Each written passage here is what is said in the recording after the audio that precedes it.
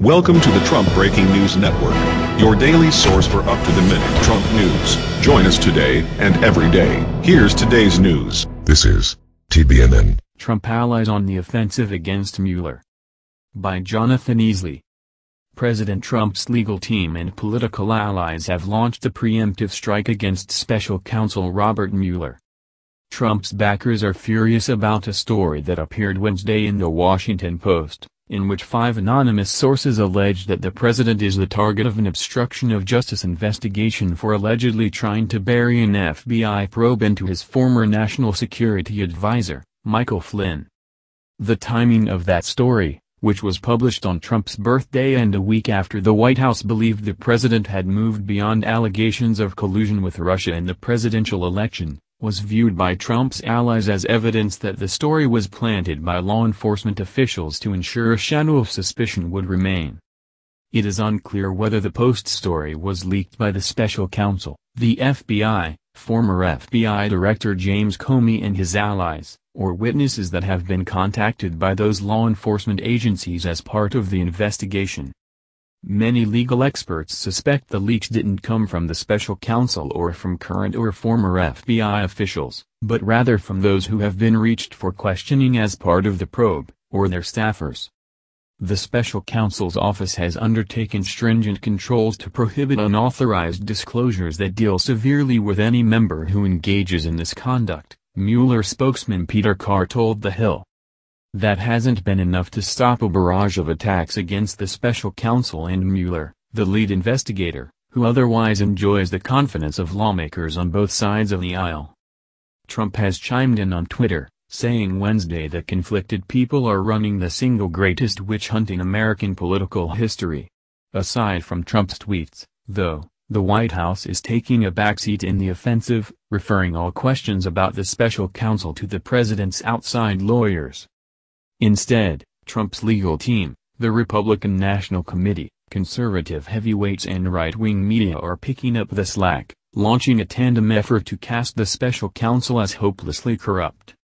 This is the most coordinated communications effort on behalf of the president that we've seen in a long time, said Barry Bennett, a former advisor to Trump. They need it. It's tough to fight nameless, faceless quotes from people purposefully twisting these stories on you.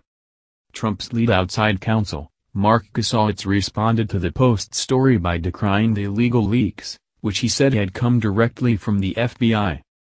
Jay Sekulow, a new member of Trump's legal team, went on Fox News to say that the leaks may have come from inside Mueller's special counsel. Sekulow asked why the FBI is not sending agents to people's houses to put an end to it. Meanwhile, the Republican National Committee, which Chairwoman Ronna Romney McDaniel has described as the political arm of the White House, has led the effort to cast doubt on the special counsel investigation. The RNC's rapid response team sent a flurry of emails to reporters on Thursday highlighting comments from legal experts who said there is no case for obstruction of justice. They also circulated talking points for surrogates to respond specifically to the Post story. The message: the illegal leaks are the only crime that has been committed, and they came directly from the FBI or the special counsel's office as part of an effort to undermine the president. The RNC says there is no case for obstruction charges, but if an obstruction investigation exists, it's because the special counsel is trying to save face after the collusion probe didn't go anywhere. Rather than wasting resources on investigating Trump, the GOP says the special counsel must look into whether former Attorney General Loretta Lynch meddled with the FBI's criminal investigation into former Secretary of State Hillary Clinton's use of a private email server. Comey testified that Lynch told him to downplay the seriousness of the FBI's email server investigation and to refer to it as a matter, language that aligned with Clinton's presidential campaign. Those GOP talking points have been picked up by the right-wing pundits, like Fox News' Sean Hannity and former Speaker Newt Gingrich, Republican Georgia, who have both called for an end to the special counsel investigation. Gingrich accused Mueller of stalking his team with Democratic political donors and took to Twitter to call him the tip of the deep state's spear. Mueller and Comey are best friends, Hannity said, and viewers should not believe the stories they leak to the news media. These special counsels have a way of going off the rails, Representative Trent Franks, Republican Arizona, told The Hill. And the ostensible purpose of the special counsel has now been essentially vitiated, and everybody knows that. And so they've got to try to find something to do. In this case, it was almost the intent from the beginning to try to create something out of nothing. And it doesn't work in physics, but in politics it seems to be pretty effective. Legal experts are alarmed by the leaks. Leaks by any investigation are deplorable and raise questions as to whether there is an agenda, former Attorney General Bill Barr told The Hill. But most doubt the leaks are illegal.